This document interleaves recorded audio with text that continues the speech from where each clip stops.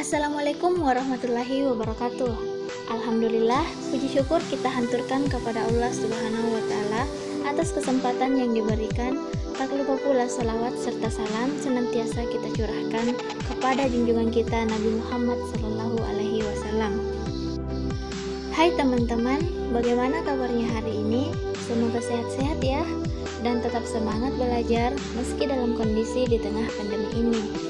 Eits, jangan lupa tetap mematuhi protokol kesehatan ya. Sayangi diri kita dan orang-orang di sekitar kita. Baiklah, pada kesempatan kali ini kembali saya membuat video edukasi guna memenuhi tugas akhir dari mata kuliah Sejarah Pendidikan Islam yang dibawakan oleh seorang dosen bernama Bapak Dr. Haji Muhammad Saleh MAG, Prodi Pendidikan Agama Islam, Fakultas Tarbiyah, Institut Agama Islam Negeri Parepare. Perkenalkan, nama saya Jumaidah dengan NIM 1911000097. Semoga dengan adanya video ini dapat memenuhi tugas saya dan bermanfaat untuk kita semua. Stay tune. Kejayaan Pendidikan Islam masa Bani Abbasiyah. Pembahasan pertama yaitu masa pemerintahan dinasti Bani Abbasiyah tahun 750 hingga 1258 Masehi. Dinasti Abbasiyah didirikan oleh Abdullah bin Muhammad bin Ali bin Abdullah bin Al-Abbas As-Saffah atau lebih dikenal dengan sebutan Abu Al-Abbas.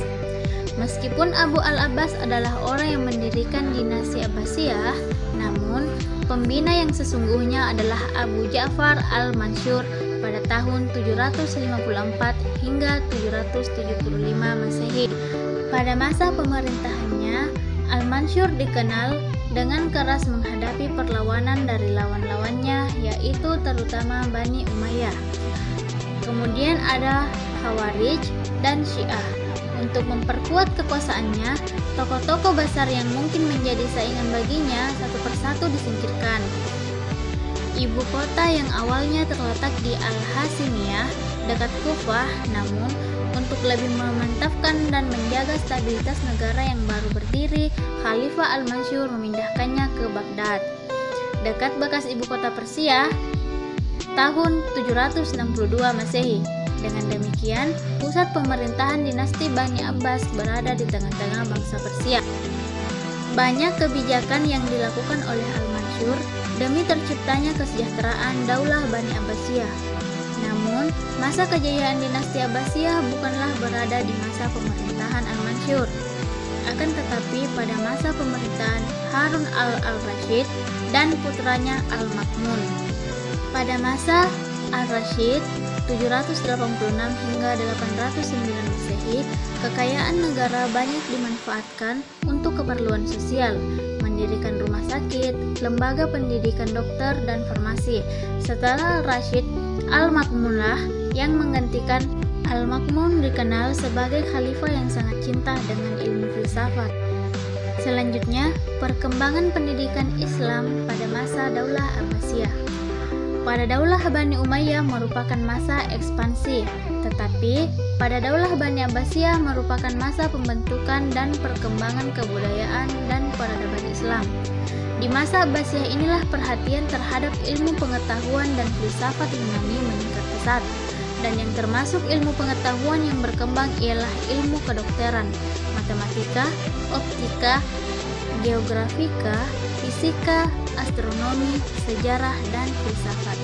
Perkembangan ilmu pengetahuan ditandai dengan mulainya kegiatan penerjemahan buku-buku, baik dari bahasa Sanskerta, Suryani, maupun Yunani. Dan Khalifah Al-Mansurlah yang meletakkan batu pertama bagi kegiatan penerjemahan ini. Pada masa Al-Rashid juga merupakan masa kesejahteraan bagi penduduk seluruh negeri. Gambaran kesejahteraan pada masa ini digambarkan dalam suatu kisah yang terkenal, yaitu kisah 1001 malam. Kemakmuran pada masa ini tidak semata-mata hanya untuk lingkungan kerajaan, tetapi juga diperlihatkan dalam bentuk pembangunan fasilitas sosial, seperti mendirikan rumah sakit, pendidikan kedokteran, dan farmasi. Kemudian pada tahun 832 Masehi, Khalifah Al-Makmum mendirikan sebuah akademi di Baghdad yang bernama Bait Al-Hikmah. Di tempat ini, para ilmuwan muslim melakukan kegiatan penerjemahan, penelitian, dan menulis buku. Kegiatan ilmiah terpenting dari lembaga ini adalah pada saat diketuai oleh Hunain bin Ishaq.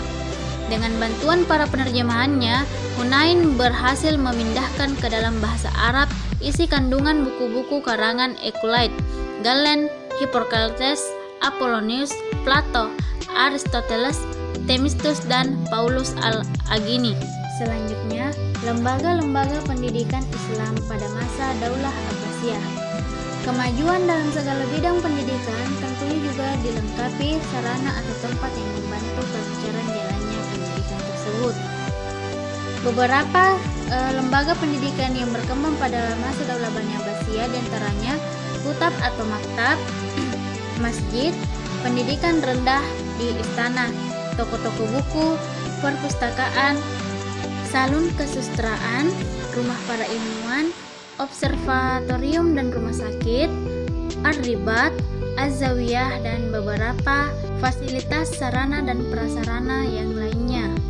Dari penjelasan tersebut dapat kita menarik kesimpulan bahwasannya Bani Abbasiyah adalah kekhalifaan kedua Islam yang berkuasa di Baghdad, Irak. Bani Abbasiyah berkembang pesat dan menjadikan dunia Islam sebagai pusat pengetahuan dengan menerjemahkan dan melanjutkan tradisi keilmuan Yunani dan Persia. Kemudian, Bani Abbasiyah berkuasa selama 150 tahun setelah berhasil merebut kekuasaan Bani Umayyah pada tahun 750 Masehi. Teman-teman sekalian, Bani Abbasiyah dirujuk kepada keturunan dari paman Nabi Muhammad SAW. Yang termuda yaitu Abbas bin Abdul Muthalib. Oleh karena itu, mereka juga termasuk ke dalam Bani Hashim. Daulah Abbasiyah mencapai masa kejayaan pada masa pemerintahan Al-Rashid dan putranya Al-Makmum. Kejayaan negara banyak dimanfaatkan Al-Rashid untuk keperluan seperti yang dijelaskan tadi. Daulah Abbasiyah juga lebih menekankan pembinaan peradaban dan kebudayaan Islam daripada perluasan wilayah. Inilah perbedaan pokok antara Bani Abbasiyah dan Bani Umayyah. Demikianlah penjelasan materi yang dapat saya jelaskan. Semoga bermanfaat untuk kita semua, dan jika terdapat kesalahan mohon dimaafkan, karena manusia tempatnya salah dan lupa. Wabillahi taufiq wal hidayah. Wassalamualaikum warahmatullahi wabarakatuh. Peace.